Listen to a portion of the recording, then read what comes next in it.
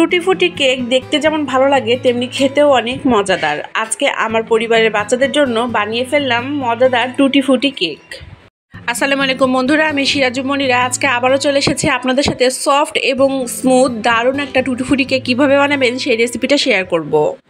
টুটি ফুটি কেক বানাবো আর তাই দিয়ে নিয়েছি 3টে ডিম, তার সাথে দিয়ে দিচ্ছি 1 কাপ পরিমাণ চিনি এবং 1 কাপ পরিমাণ তেল। আজকে এত কম সময়ে কেকটা তৈরি করেছি যে বারে বারে ফেটে নিব বা বারে বারে অ্যাড করব সেই সময়টা ছিল না, তাই সব কিছু একসাথে মিক্স করে নিয়ে তারপরে ব্লেন্ড করে নিয়েছি।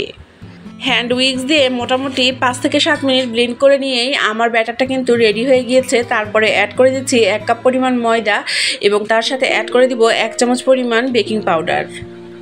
একটু চেলে অ্যাড করে দিচ্ছি। ওই যে বললাম আজকে একদম সময় কম ছিল তাই আলাদা করে চেলে নেব, সেই সময়টুকুও ছিল না, একেবারে ব্যাটারের সাথেই চেলে আটাটা অ্যাড করেছি। শুকনো এবং ভেজা 2 উপকরণই খুব ভালোভাবে আলতোভাবে মিক্স করে নিয়েছি। আর আজকে ইউজ করেছিলাম ভ্যানিলা ফ্লেভার। আমি ভ্যানিলা ফ্লেভার ব্যবহার করেছি, আপনারা চাইলে কিন্তু অরেঞ্জ ফ্লেভারও ব্যবহার করতে পারেন। যেহেতু টুটি ফুটি কেক সেহেতু অরেঞ্জ ফ্লেভার বা লেমন ফ্লেভার দিয়েও কিন্তু এই কেকটা তৈরি করা যাবে। এখন আলতোভাবে আমি আটাটা ডিমের সাথে খুব ভালোভাবে মিক্স করে নিচ্ছি। আটা এবং ডিম সবগুলো উপকরণ খুব ভালোভাবে মিক্স করা হয়ে গেলে আমি যে মোল্ডটাতে বেক করব সেই মোল্ডের চারদিকে তেল গ্রিস করে রেখেছি এবং এখন ব্যাটারটা ওই মোল্ডে ঢেলে দিলাম। টুটি ফুটির সাথে আমি ময়দা অ্যাড করে নিয়েছি এবং এখন টুটি ফুটিগুলো ছড়িয়ে দিব কেকের উপরে। এভাবে টুটি ফুটি অ্যাড করলে কেকের প্রত্যেকটা কামড়েই টুটি ফুটি পড়বে আর খেতেও অনেক বেশি মজা লাগবে। আমার তো এই টুটি ফুটি কেক খেতে অসাধারণ লাগে। কেকের উপরে টুটি ফুটি অ্যাড করা হয়ে গেলে কেকটা আমি বেক করার জন্য দিয়ে দিচ্ছি। আমি চুলায় এটি বেক করব আর গ্যাসের চুলাতে মোটামুটি 45 মিনিট হলেই এই কেকটা বেক করা হয়ে যাবে। অনেকেই মনে করেন ওভেন ছাড়া কেক বেক করা যাবে না, কিন্তু এটা একদমই ভুল ধারণা। দেখেন আমি কি উপায়ে এই কেকটা বেক করছি।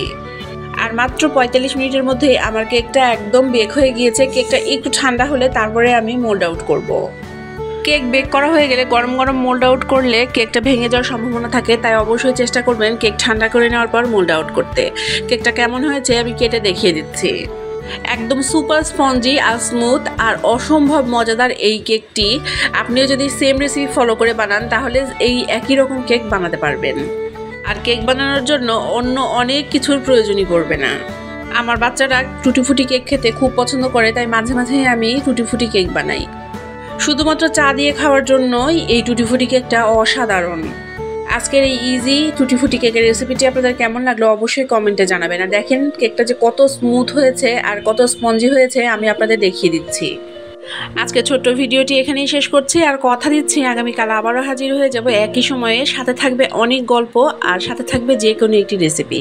আল্লাহ হাফেজ।